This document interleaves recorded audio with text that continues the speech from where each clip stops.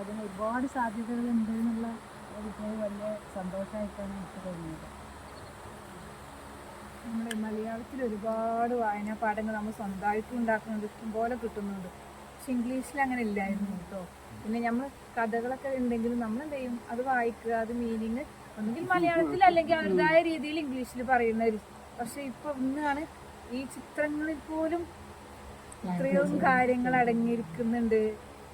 പിന്നെ ഇതിലും ഒരു അധ്യാപകർക്ക് എന്തൊക്കെ മികച്ചതായിട്ട് ചെയ്യാൻ കഴിയുന്നു ഈ പുസ്തകം നോക്കിയപ്പോൾ പിന്നെ മനസ്സിലായി. ശരിക്കും ഇങ്ങനത്തെ പുസ്തകങ്ങളൊക്കെ ഉണ്ടായപ്പോൾ എന്ന് പറഞ്ഞ പോലെ പാഠപുസ്തകങ്ങളൊന്നും ആവശ്യമില്ല. നമ്മളിങ്ങനെ കുറച്ച് പുസ്തകങ്ങളൊക്കെ സെലക്ട് ചെയ്തിട്ട് അത് കുട്ടികളിലേക്ക് കൊടുത്താൽ തന്നെ അവർക്ക് ഭാഷ സെറ്റായി. നമ്മൾ പറഞ്ഞിട്ടില്ലേ, പക്ഷെ ഇപ്പൊ സദസ് നിറഞ്ഞിട്ടില്ലെങ്കിലും മനസ്സ് നിറഞ്ഞല്ലേ, അല്ലേ? മനസ്സ് നിറഞ്ഞ് അങ്ങനെ ഫീലായി ആണ്. അത്ര എല്ലാവരുടെ മുഖത്തും ആ ഗ്ലോ ഉണ്ട്. നോക്കിയിട്ട് അത്രയും എന്താ പറയുക, എഫക്റ്റീവായ ഒരു അത്രയൊന്നും പ്രതീക്ഷിച്ചില്ല. എന്താ വിചാരിച്ചാൽ രാവിലെ പെഡഗോഗിയുമായി ബന്ധപ്പെട്ട ഒരു ലെക്ചർ ക്ലാസ്സാണ് പ്രതീക്ഷിച്ചത്. അത് കഴിഞ്ഞ് ഉച്ചയ്ക്ക് കുട്ടികൾക്ക് ഒരു ട്രൈഔട്ട് പോയൊരു ക്ലാസ് ഉണ്ടായിരിക്കും, അത് നമ്മൾ അങ്ങനെ കാണും. അങ്ങനെയൊക്കെ പ്രതീക്ഷിച്ചിട്ടായിരുന്നു. വൈകുന്നേരം പിന്നെ പുസ്തകം പ്രകാശനം കഴിഞ്ഞു, അത്രയും വിചാരിച്ചിരുന്നു. പക്ഷെ അതിനേക്കാൾ അപ്പുറം നമ്മൾക്ക് ഒരു ടീച്ചർ എന്ന നിലയിൽ നമുക്ക് ഉള്ള സാധ്യതകളാണ് ഇവിടെ തുറന്നു കിട്ടിയത്. ഒരുപാട് ഇപ്പം നമ്മളിങ്ങനെ വിലയിരുത്തുന്നത് നമ്മുടെ ഇംഗ്ലീഷ് ക്ലാസ് എന്താണ്, നമ്മൾ ആ സാധ്യതകളൊന്നും നമ്മൾ ഇതുവരെ കണ്ടിട്ടില്ല.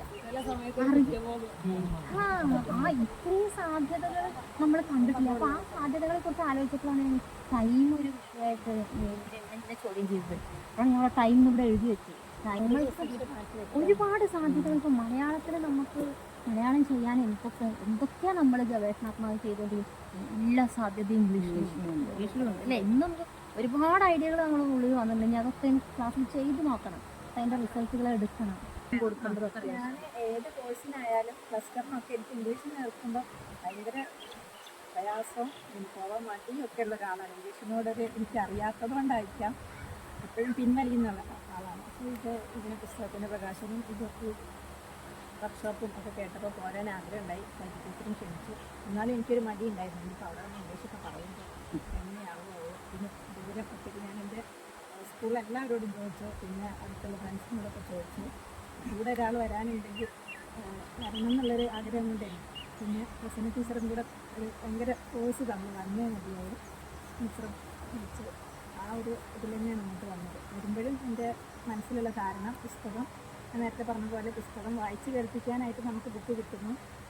ക്ലാസ്സിൽ കുറച്ച് ഇംഗ്ലീഷ് പുസ്തകങ്ങളൊക്കെ ഉണ്ട്. അതിൻ്റെ കൂടെ 2 സെറ്റ് ഓർഡർ ചെയ്തിട്ടുണ്ട്. 2 ക്ലാസ്സിലേക്ക് 4 ക്ലാസ് ഉണ്ടാക്കി മാറി ഉപയോഗിക്കാൻ വേണ്ടിയിട്ട്. അപ്പോൾ എന്തായാലും അങ്ങനൊരു ധാരണയിലാണ് വന്നത്. പിന്നെ ഒന്നഴകിൻ്റെ കൂടെ കുരിയുന്നത് ഒരിക്കലും നഷ്ടം വന്നിട്ടില്ല. എല്ലാ കാര്യം കൊണ്ടും ഒരുപാട് സപ്പോർട്ടാണ് കിട്ടിയത്. എനിക്കിവിടെ സന്തോഷ് സാറിൻ്റെ ക്ലാസ് 2 സാറന്മാർ എടുക്കുന്ന സമയത്ത് ഇത് നേരത്തെ എനിക്കിനി 3 വർഷം കൂടെ ഉള്ളൂ, ഈ വർഷം കഴിഞ്ഞാൽ. അപ്പം എനിക്ക് പ്രയോഗിക്കാനുള്ള അവസരം വളരെ നഷ്ടപ്പെട്ട സമയത്താണല്ലോ ഇത് കിട്ടുന്നതെന്ന് പോലും സങ്കടം, ഒരു ശരിക്കും കണ്ണിന് വെള്ളം വന്ന ആ ഒരു സമയത്ത് എനിക്ക് പ്രയോഗിക്കാൻ ഒരുപാട് അവസരം ഇല്ലല്ലോ എന്ന് വരെ തോന്നിപ്പോയി. ഇത്ര നല്ലൊരു അനുഭവമാണ് ഇവിടുന്ന് കിട്ടിയിട്ടുള്ളത്. അത് വന്നത് ഇത്രയും ഒന്നില്ലെങ്കിലും ഒരുപാട് നഷ്ടമായിരുന്നു എന്ന് തന്നെ കുഞ്ഞുകഴിവിനും അതേപോലെ കഴിഞ്ഞ വർഷം വരണമെന്ന് ആഗ്രഹിച്ചായിരുന്നു.